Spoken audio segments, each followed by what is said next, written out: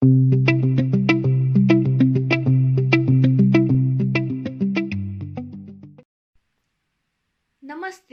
Welcome to Siksha World. Today we are going to revise excretory system from zoology.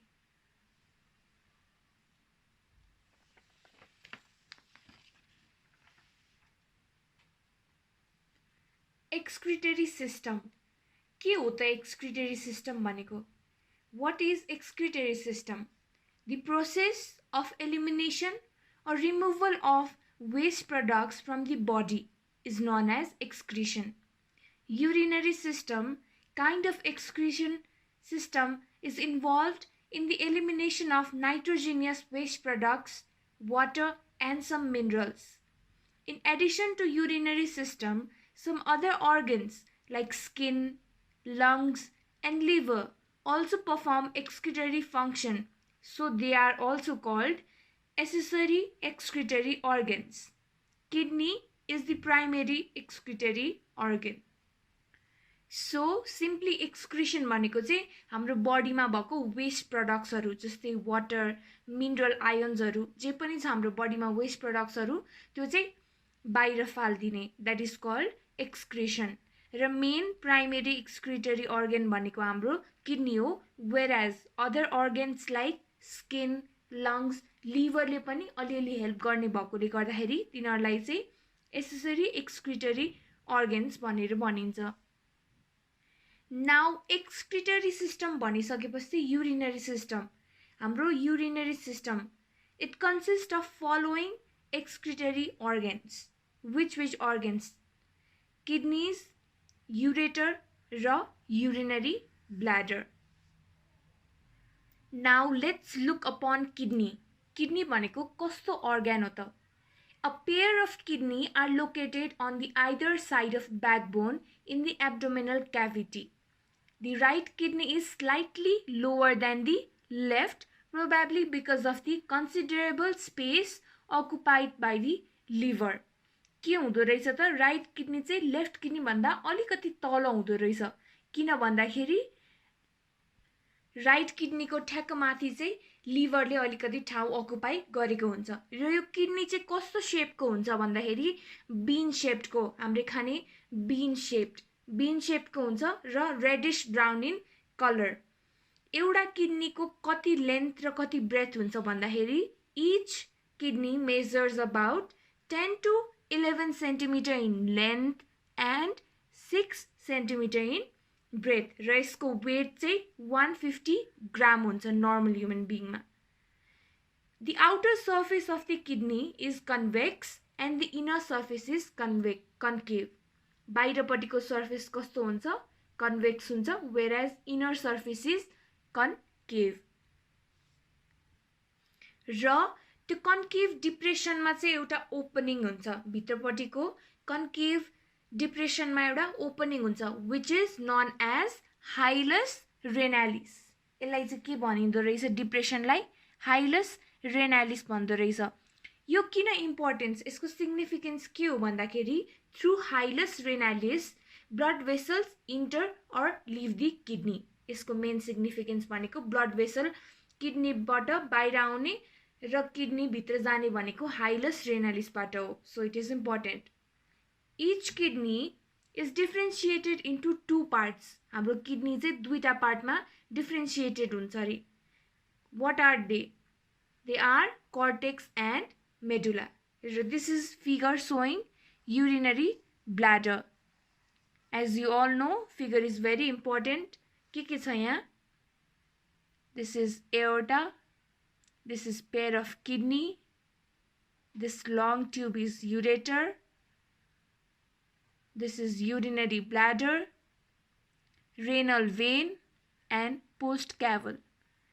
Now let us discuss about cortex and medulla. Cortex भनेको चाहिँ के रहेछ त? Cortex is outer part of kidney. जुनै पनि अर्गनको outer र inner part हुन्छ र किडनीको आउटर पार्ट चाहिँ के हो? cortex हो. It consists of Bowman's capsule, proximal convoluted tubule, and distal convoluted tubule of nephron. whereas medulla भनेको के हो? Inner part of kidney, consists of Henle's loop and collecting tubule of the nephron. Inner side of medulla has cone-like renal pyramids. Large number of collecting tubules form collecting duct which open into ureter. So के भनेको छ यो figure? This figure is for cortex and medulla. This is cortex and here is medulla. Simply cortex भनेको चाहिँ kidney को outer part हो र त्यसमा चाहिँ Bowman's capsule, PCT that is proximal convoluted tubule and DCT distal convoluted tubule हुन्छ भने medulla भनेको चाहिँ inner part of kidney हो र त्यसमा के हुन्छ? Henle's loop, collecting tubule of the nephron अनि भित्रपट्टि medulla को पनि भित्रपट्टि चाहिँ के हुन्छ? renal pyramids हरु हुन्छ. These are renal pyramids. Renal pyramids हरु हुन्छ medulla को भित्रपट्टि. Large number of collecting tubule form collecting duct which open into ureter. र collecting tubules हरु चाहिँ कहाँ open up हुन्छ? यहाँ भएर ureter मा open up हुन्छ. Now function of human kidney. We already know that human kidney चाहिँ हाम्रो body मा कतिको important छ भनेर. Since हाम्रो body को सबै waste products हरु फाल्नलाई बाहिर यसले help गर्छ. Urine formation मा help गर्छ. So what are the functions? Essential for hemostasis of body's extracellular fluid, regulation of extracellular fluid volume, regulation of osmolarity, regulation of iron concentration. यही हो. This is LS of kidney, human kidney. र अरु features of or functions of kidney के हो? Regulation of pH, excretion of waste and toxins, production of hormones that help to produce red blood cell, promote bone health and regulate BP. यसले चाहिँ urine formation र excretion मा मात्रै नभएर pH पनि regulate गर्दो रहेछ, toxins हरुलाई पनि remove गर्दो रहेछ, iron concentration लाई regulate गर्दो रहेछ, osmolarity regulation मा help गर्दो रहेछ, whereas hormones पनि produce गर्दो रहेछ. Hormones that help to produce red blood cells अनि bone health र BP पनि regulate गर्दो रहेछ. So these are the functions of human kidney.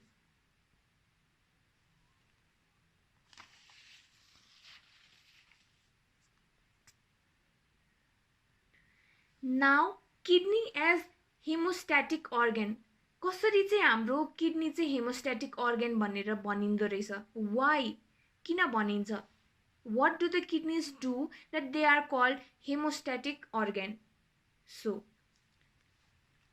humans have two kidney.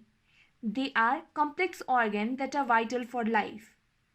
The kidneys produce urine which is made up of waste products, excess mineral ions and excess water from the body. So हाम्रो body मा चाहिँ कतिवटा kidney छ? दुईटा kidney छ र यो एकदमै कम्प्लेक्स organ हो. किडनी ले चाहिँ युरिन प्रोड्युस गर्छ. कसरी प्रोड्युस गर्छ? युरिन वेस्ट प्रोडक्ट्स हरु एक्सक्रीट गरेर युरिन प्रोड्युस गर्छ. र यो युरिन के ले फर्म गरेको हुन्छ? जस्तो हाम्रो बडी मा भएको वेस्ट प्रोडक्ट्स भयो, एक्सेस मिनरल आयन्स भयो, एक्सेस वाटर भयो, हो त्यसले चाहिँ युरिन बनाउँछ. सिन्स हाम्रो किडनी ले चाहिँ एक्सेस अमाउन्ट अफ वाटर फालियो through the form of urine, के भयो त? किडनी ले यहाँ के गर्यो त? हाम्रो बडी मा भएको वाटर को अमाउन्ट लाई ब्यालेन्स गर्यो. The main job of our kidney is to regulate amount of water in the body and balance the concentration of mineral ions in the blood. Waste products हरु सबै फाल्दिएपछि त obviously पनि हाम्रो body मा balance हुने भयो. They also get rid of nitrogenous waste products, especially nitrogen containing compounds like urea. हाम्रो body मा भएको urea, excess urea लाई पनि बाहिर फाल्दिदो रहेछ. At the same time, they hold on to useful substances such as glucose and protein, so none is lost from the body. अहिलेसम्म के पढ्यो हामीले?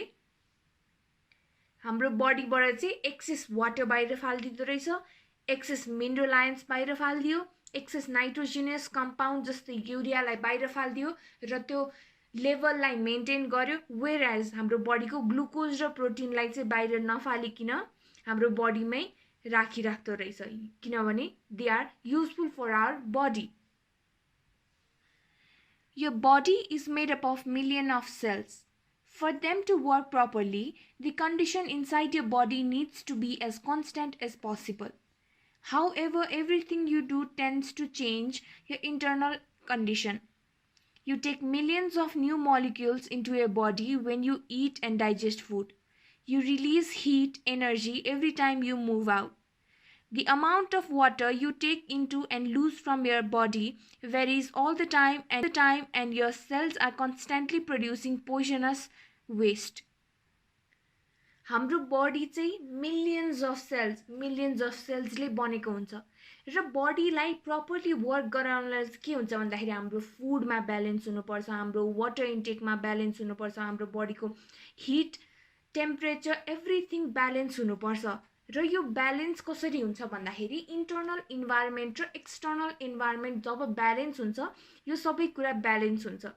सो हामीले खाँदाखेरि नयाँ मिलियन्स अफ न्यू मलिक्युल्सहरू खाइरहेको हुन्छ, त्यसै गरी एक्सक्रिट गर्छौँ। यदि खाइराख्ने हो र एक्सक्रिसन भएन भने के हुन्छ, इट गेट्स स्टोर्ड र बडीको फङ्सन्सहरू डिजेनरेट हुन थाल्छ। त्यही भएर न्यू मलिक्युल्सहरू एभ्री सेकेन्ड चाहिँ फेरि राख्नुपर्छ। सो यसमा चाहिँ केले हेल्प गर्ने भयो, हाम्रो किडनीले हेल्प गर्ने भयो। कसरी? By maintaining internal environment with its outer environment. त्यसैलाई के भनिन्छ? हिमोस्टासिस भनिन्छ। Hemostasis describes the function of your body which work to keep your internal environment constant within very narrow range. One of your most important organs of hemostasis is kidney. Don't get confused in hemostasis and homeostasis.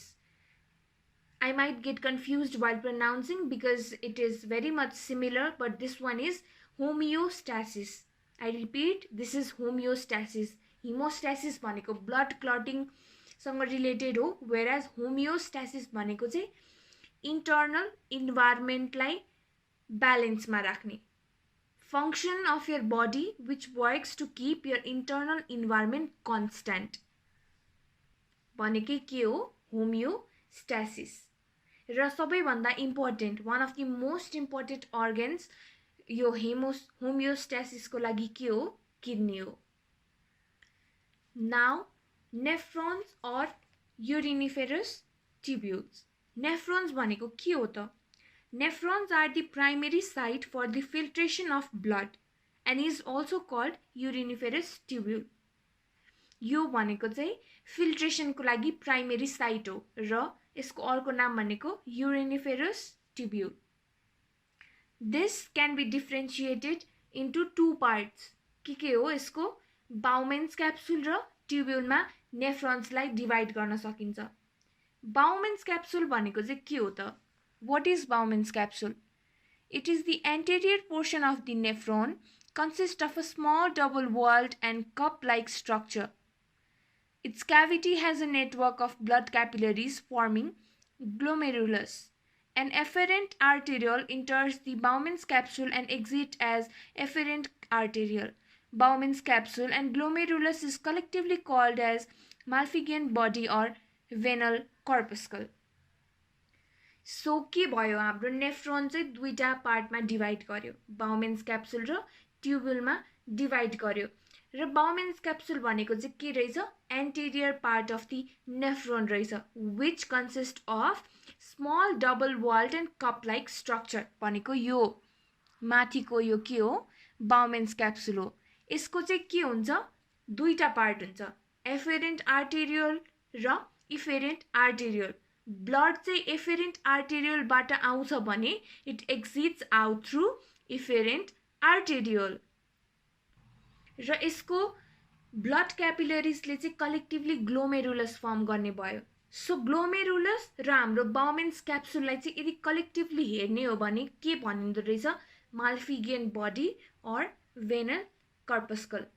So यसमा important भनेकै this is anterior portion र यसमा भनेको एफेरेन्ट arterial हुन्छ, blood एफेरेन्ट आर्टेरियलबाट आएर इफेरेन्ट आर्टेरियलबाट pass out हुन्छ र glomerulus र बाउमेन्स क्याप्सुललाई कलेक्टिभली हेर्ने हो भने Malpighian body or venous corpuscle भनिन्छ एन्ड एफेरेन्ट आर्टेरियलको diameter is bigger than efferent arterial.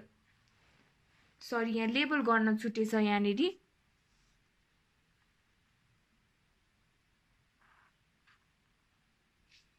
So this is efferent arteriole.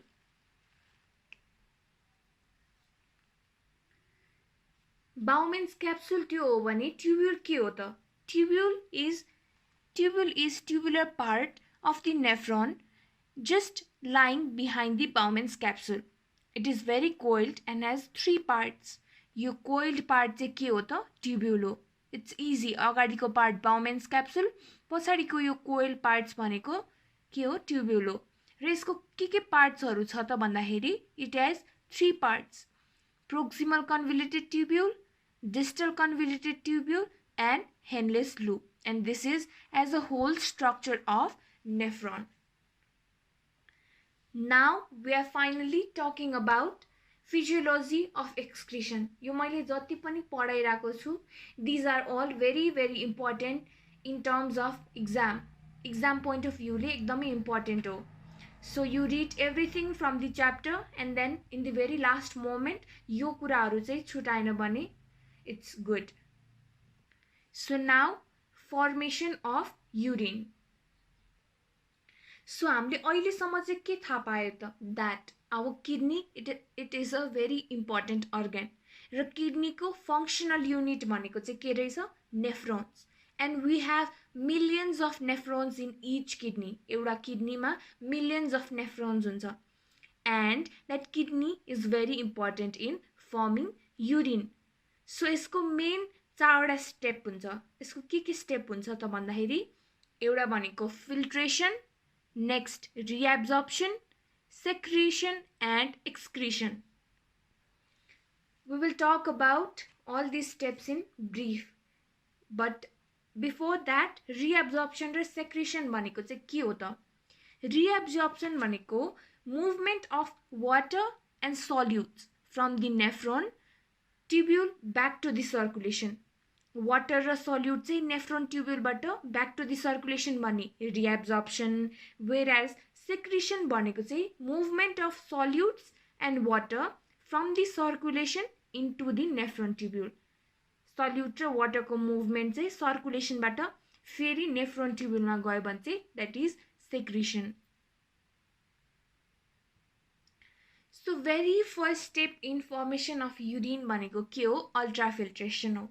Ultrafiltration is the first step of mechanism of urine formation which occurs in Bowman's capsule. So it is also called glomerular filtration. हामीले अघि नै भनेको Bowman's capsule र glomerulus भनेको उस्तै हो र collectively हामीलाई के त्यसलाई के भनिन्छ? माल्फिगियन बडीज भनेर भनिन्छ भनेको थियो. त्यही भएर सिन्स यो अल्ट्राफिल्ट्रेसन चाहिँ Bowman's capsule मा हुने भएकोले गर्दाखेरि यहाँनेरि Bowman's capsule मा हुने भएकोले गर्दाखेरि यसलाई चाहिँ glomerular filtration पनि भनिन्छ.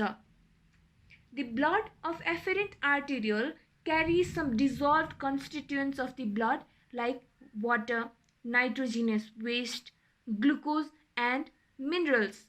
These substances are filtered in Bowman's capsule. के भयो त यहाँ? Efferent arteriole ले चाहिँ some dissolved constituents of the blood को dissolved constituent जस्तै water, nitrogenous waste, glucose र minerals हरुलाई चाहिँ त्यसले के गर्छ? Efferent arteriole तिर लान्छ. And यो substances हरु चाहिँ कहाँ फिल्टर हुन्छ त? यहाँनेरि glomerulus मा फिल्ट्रेट हुन्छ. र हामीलाई थाहा छ the diameter of afferent arteriole is bigger than diameter of efferent arteriole. Therefore, more blood enters into the glomerulus and less blood passes out.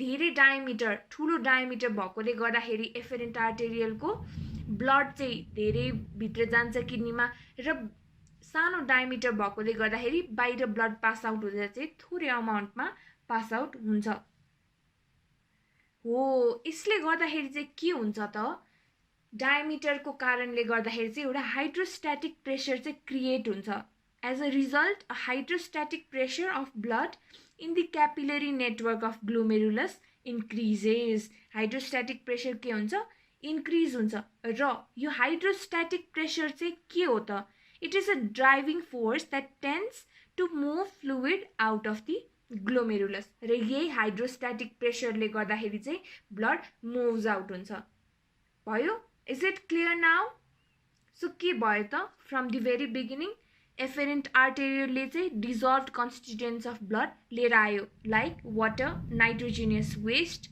Glucose मिनरल्सहरू लिएर आयो and it is filtered in glomerulus as shown here ग्लोमेरुलसमा filter भयो र it passes out from the efferent arteriole तर since afferent आर्टेरियलको चाहिँ diameter is bigger than efferent arteriole के हुन्छ ब्लड धेरै भित्र आउँछ र थोरै पास आउट हुन्छ त्यसले गर्दाखेरि हाम्रो हाइड्रोस्ट्याटिक pressure inside the glomerulus increases र यही हाइड्रोस्ट्याटिक प्रेसरले गर्दाखेरि बाहिर ब्लड निस्किने हो मैले अघिदेखि ब्लड पास आउट भनिरहेको छु I mean to say constituents of blood जस्तै वाटर नाइट्रोजिनियस वेस्ट ग्लुकोज मिनरल्सहरू भन्न खोजेको र हाइड्रोस्ट्याटिक प्रेसर चाहिँ कति हुन्छ त ग्लोमेरुलरको the glomerular hydrostatic pressure is about 70 mm of Hg र फिल्ट्रेसन प्रेसर कसरी क्याल्कुलेट हुन्छ भने क्यापिलरी हाइड्रोस्ट्याटिक प्रेसर चाहिँ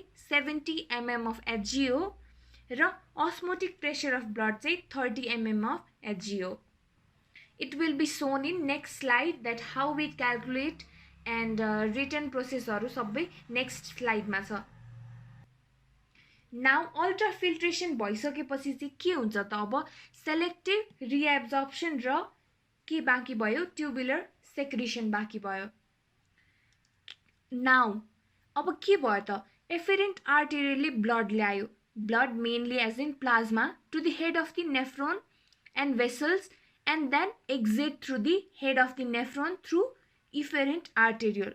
अब के हुन्छ भन्दाखेरि now efferent arteriole will form vasa recta.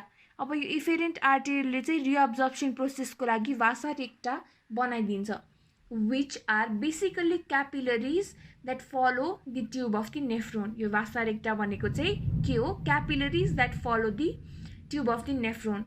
यो vasa recta ले चाहिँ के गर्छ त it allows for reabsorption of things back into the circulation which at the same time it allows for secretion of things from the circulation back inside the nephron tubule.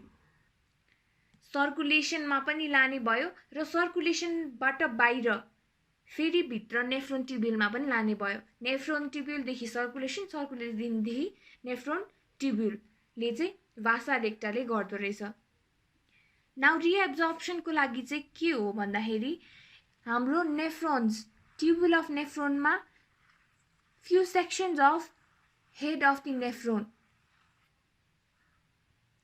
called Bowman's capsule मा चाहिँ के हुँदो रहेछ proximal convoluted tubule loop of Henle distal convoluted tubule र collecting duct so हाम्रो reabsorption मा चाहिँ के हुन्छ त these different sections are responsible for reabsorption of different electrolytic substances as well as water.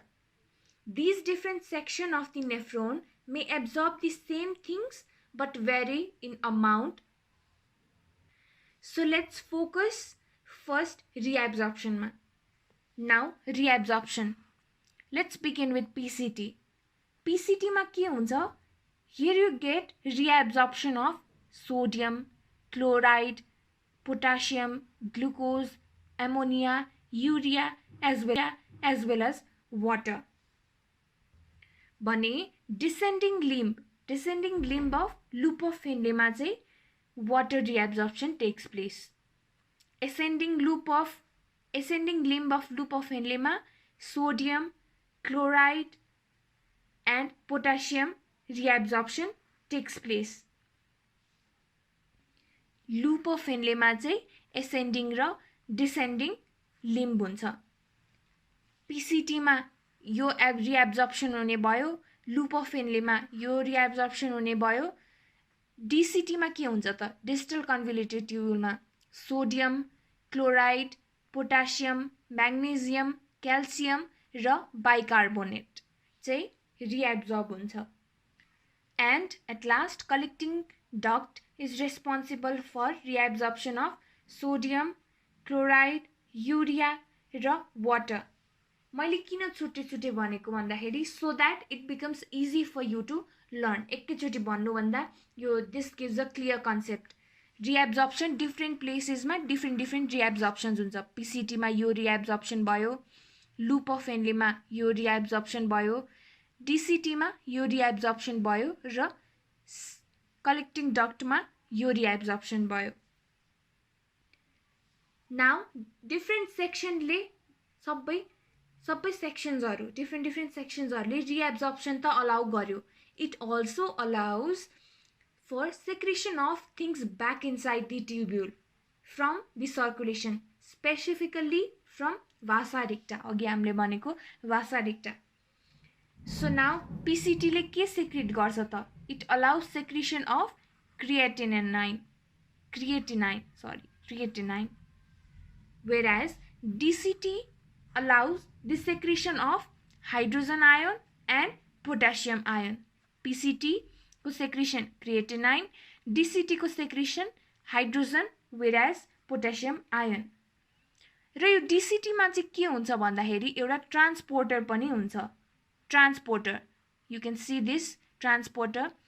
This transporter is responsible for exchange of potassium and sodium. This is how potassium enters the tubule of nephron. यसरी चाहिँ potassium चाहिँ यो transporter को थ्रुबाट tubule of nephron भित्र जान्छ र transporter is also a site where diuretics has an effect.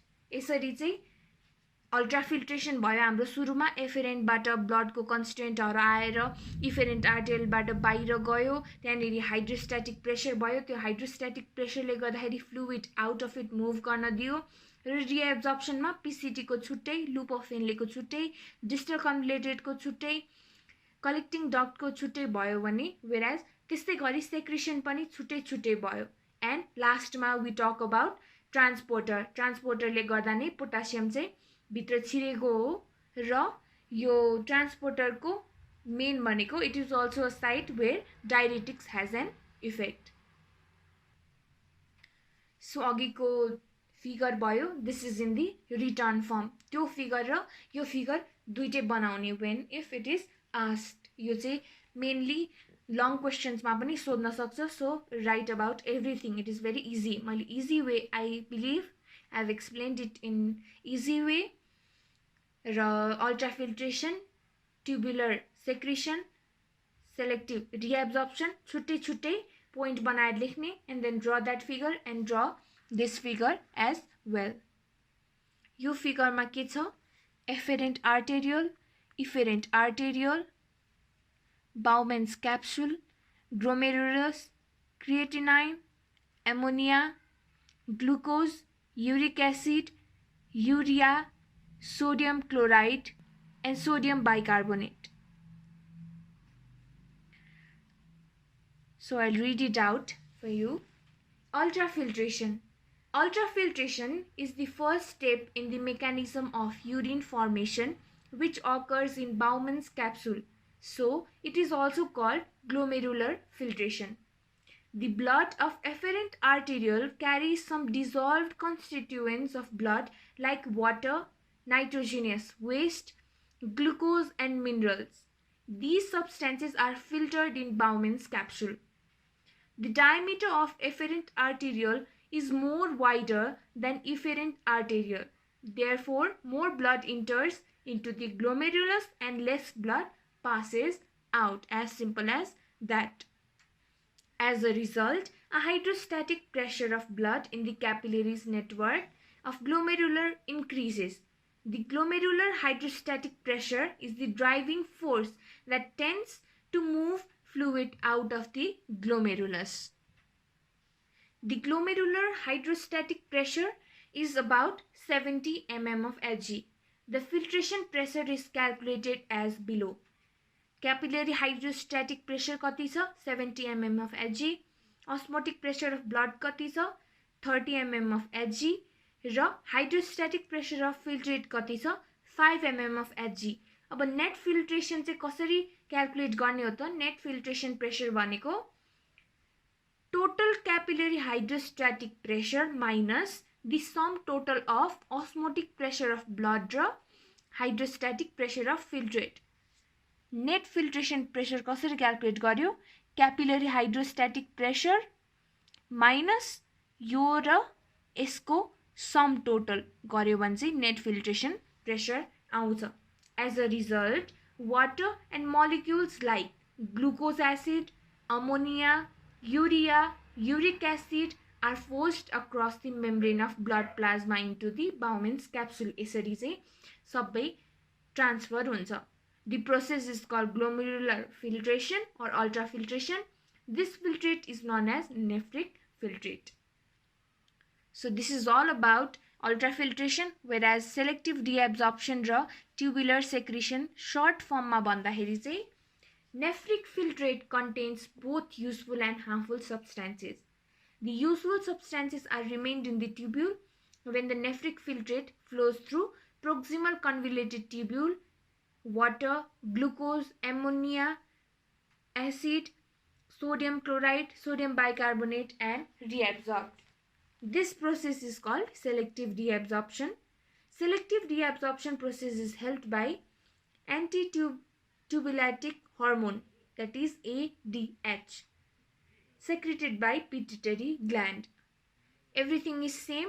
त्यही हो, proximal मा कसरी, distal मा कसरी, loop of Henle मा कसरी के reabsorbed हुन्छ त्यो सबै लेख्दिने. And then only thing that is new here भनेको यो केले हेल्प गर्छ selective deabsorption लाई ADH, that is secreted by pituitary gland, whereas tubular secretion पनि त्यही हो.